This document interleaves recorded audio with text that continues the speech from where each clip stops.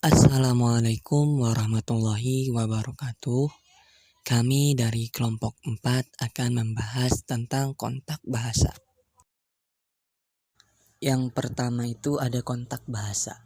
Sebelumnya kita harus ketahui terlebih dahulu apa itu kontak bahasa.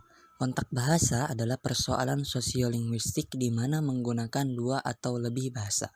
Unsur-unsur bahasa yang berbeda atau variasi dalam suatu bahasa yang digunakan secara bersamaan atau dicampur satu sama lain.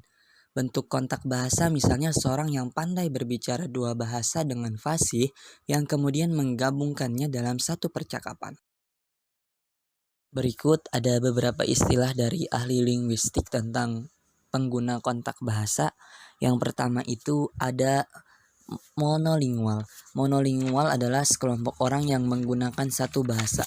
Jadi sekelompok orang yang menggunakan satu bahasa saja tanpa menggabungkan bahasa-bahasa yang lain untuk berkomunikasi.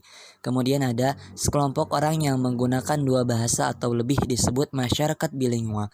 Bilingual ini adalah orang-orang yang mampu menggunakan dua bahasa atau lebih untuk berkomunikasi. Kemudian selanjutnya ada multilingual. Multilingual adalah orang yang menggunakan lebih dari dua bahasa, namun sekarang sudah umum untuk menggunakan istilah bilingual. Jadi, multilingual itu hampir sama saja dengan bilingual. Seseorang yang mampu menggunakan dua bahasa atau lebih. Ketika multilingual dirujuk kepada bilingual, maka bilingual terbagi menjadi dua, yaitu bilingual parsial dan bilingual total. Bilingual parsial adalah sekelompok orang yang mampu menggunakan dua bahasa, akan tetapi hanya benar-benar menguasai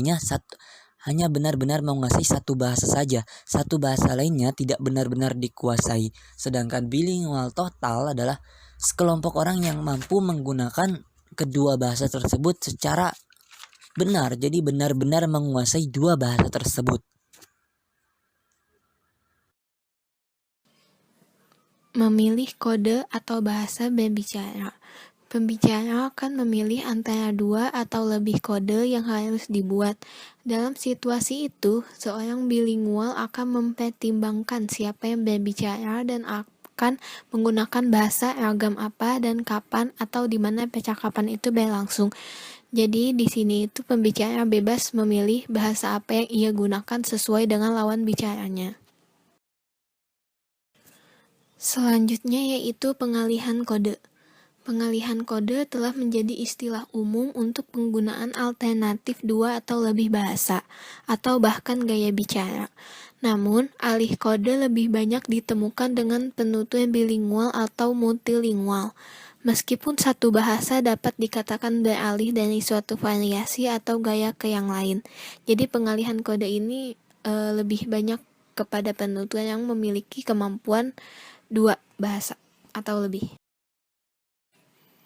Alih kode dibedakan menjadi dua, yaitu klasifikasi konstekstual dan klasifikasi gramatikal.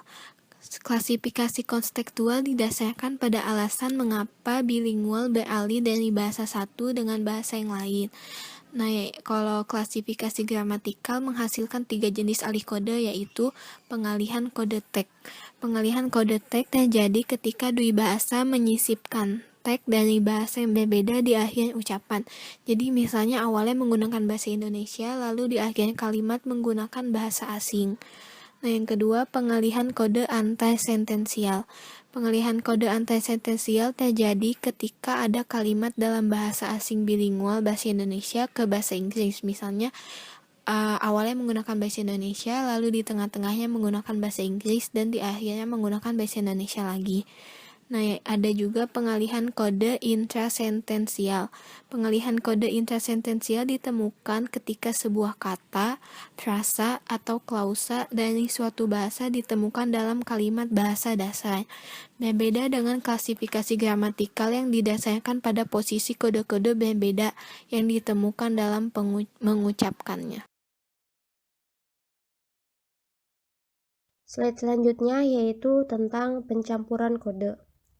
Pencampuran kode jika melibatkan penggunaan frasa asing atau kelompok kata, penutur bilingual tampaknya menerapkan beberapa kata atau frasa asing yaitu potongan satu bahasa lebih kecil dari klausa, sedangkan bahasa kode lain berfungsi sebagai basis. Lalu, penutur bilingual dikatakan mencampur kode, tetapi tidak beralih dari satu ke yang lain ketika tidak ada topik yang berubah dari situasinya. Pandangan lain mempertimbangkan formalitas situasi, di mana pencampuran mungkin dilakukan dalam situasi formal. Jadi, seseorang yang sudah fasih termasuk bilingual yang hanya dapat melakukan pencampuran kode. Slide selanjutnya yaitu tentang peminjaman kata. Sebuah dui bahasa sering meminjam kata dari bahasa lain dan menggunakannya dalam ucapan mereka.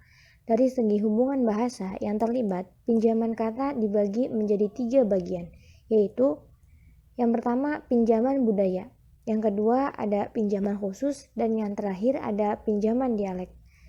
Lalu dari segi frekuensi penggunaan kata dan jumlah penggunaannya, ada 2 jenis pinjaman, yakni pinjaman ucapan dan pinjaman bahasa. Selanjutnya, dari segi kata asing yang dipinjam atau tidak atau belum dipinjam dibagi menjadi 2 jenis, yaitu pinjaman spontan dan pinjaman gabungan. Menurut kebutuhan, kata pinjaman juga dibagi menjadi 2 jenis, yaitu kata pinjaman yang diperlukan dan kata pinjaman yang tidak diperlukan. Interferensi atau gangguan bahasa. Interferensi merupakan bentuk kontak bahasa. Interferensi atau gangguan bahasa biasanya dapat terlihat berdasarkan penggunaan satu kata, frasa atau glosa yang termasuk dalam bahasa Indonesia ke bahasa asing, serta bunyi bahasa yang dipengaruhi oleh bunyi yang ditemukan dari bahasa lain atau sistem ejaan yang biasanya digunakan. Gangguan kesalahan bahasa biasanya ditemukan oleh pengguna bahasa asli atau dialek ke bahasa asing ketika seorang berbicara dalam bahasa asing.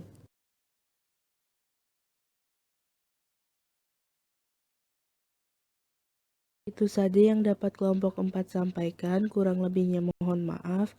Apabila ada yang ingin ditanyakan bisa langsung ditanyakan. Terima kasih teman-teman.